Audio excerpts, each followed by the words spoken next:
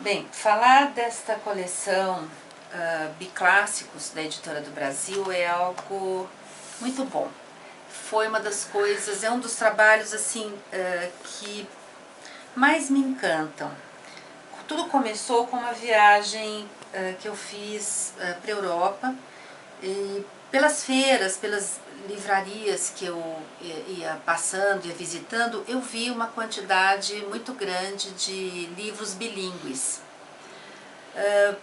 Fiquei encantada, livros bilíngues inglês, francês, inglês, italiano, e pensei, por que não fazer inglês, português? E comecei então a fazer uma pesquisa com os meus autores prediletos, e Edgar Allan Poe é um deles. Então, como começar esse trabalho?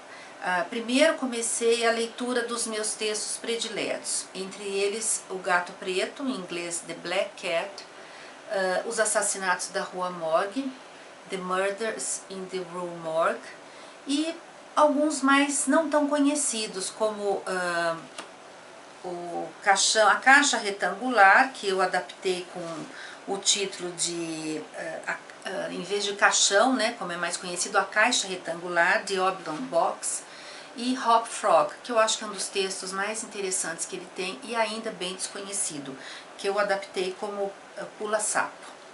Hop Frog, frog sapo, e hop, o ato de, o pulo, né, como é feita essa forma, como é feito esse pulo. Então, quantos livros eu costumo comprar? Eu não sei, eu tenho uma mania de 12. Eu saio comprando, compro pela internet, faço uma pesquisa online e uma pesquisa nas livrarias do que já foi publicado e por quem foi adaptado, né, e de que forma foi adaptado, juvenil, adulto, não. O que eu busco é uma literatura juvenil, para aquele leitor que não conhece ainda Edgar Allan Poe.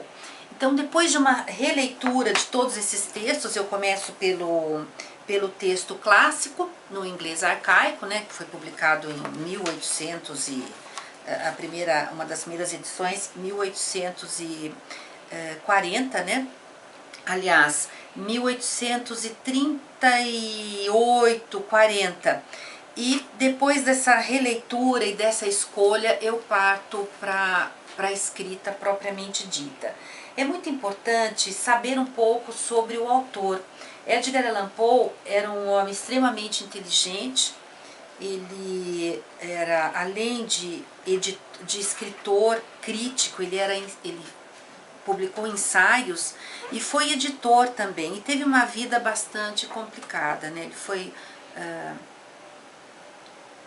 como se diz, adotado, né, por uma foster family, uma família adotiva, que não o reconheceu. Isso magoou profundamente, e eu acredito que daí essa busca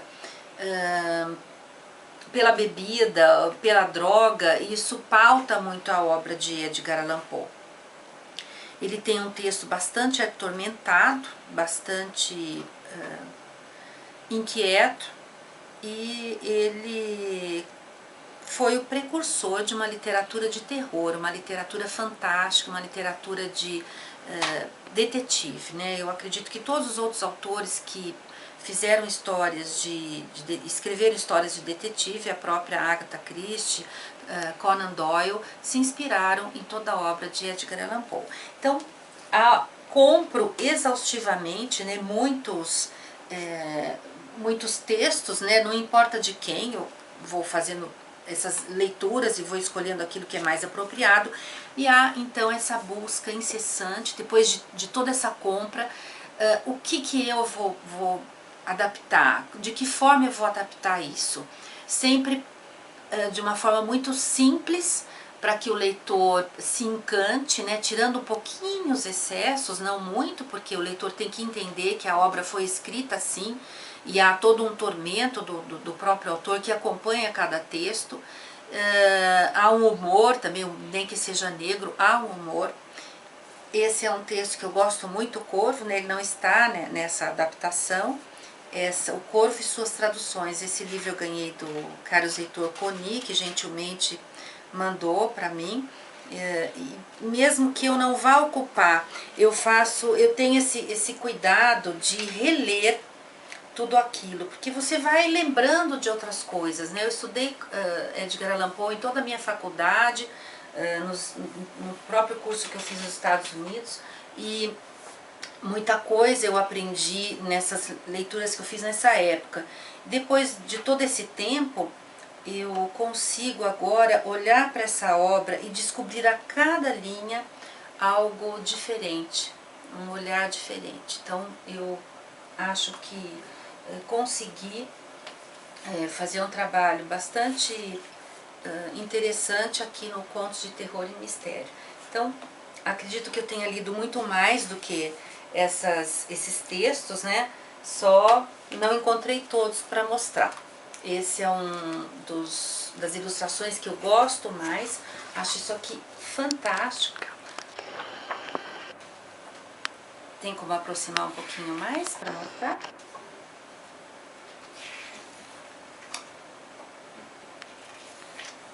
São muitas as publicações, são muitos os adaptadores, né, da obra de Poe. Essa daqui é uma das adaptações que eu mais gosto em inglês, talvez pela ilustração de Grace Greenlee. Eu acho isso aqui moderno, né? Tem toda a característica assombrosa, né, do próprio texto, vários tipos de composição, não é?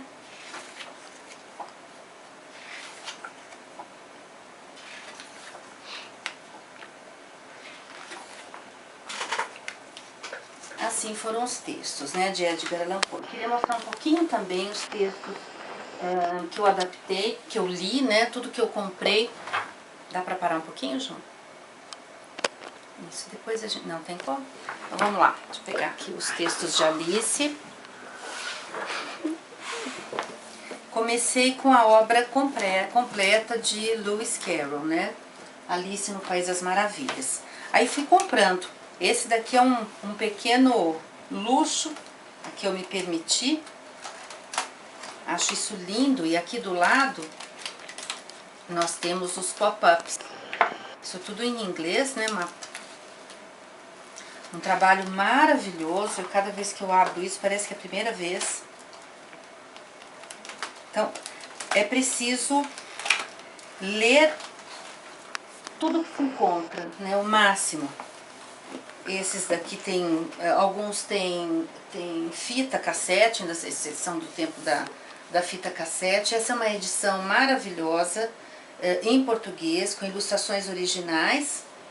É uma obra toda comentada, então à medida que eu ia lendo, eu ia pontuando e anotando algumas coisas, foram várias as leituras, para chegar nesse daqui. Algumas em inglês. Esses são os livros, né, que eu comprei, foram muitos também que eu comprei, os bilíngues, né, esses são em francês e inglês. Toda a obra, muitos em inglês, alguns em português, para finalmente chegar a essa versão aqui, né, que também é uma versão que eu acho que ficou uma adaptação bilíngue, né, que ficou bastante interessante.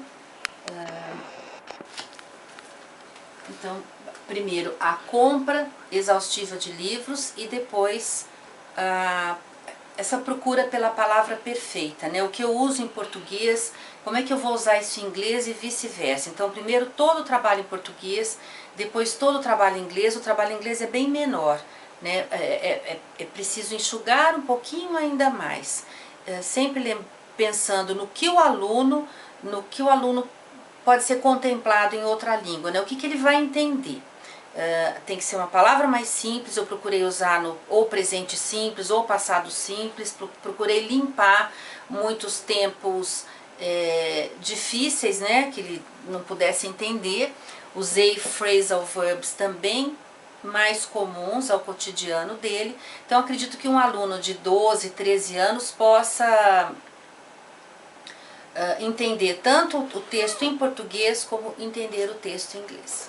Então é isso, bem-vindo aí à coleção Biclássicos da Editora do Brasil. Boa leitura!